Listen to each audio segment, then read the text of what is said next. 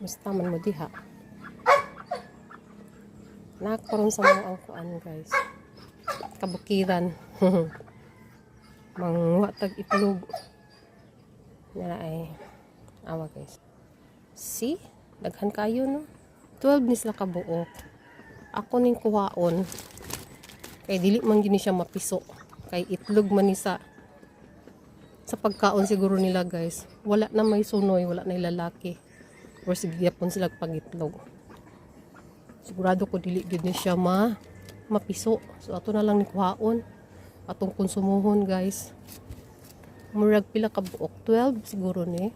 2, 4, 6, 8, 10, 12. 12 ka buok guys.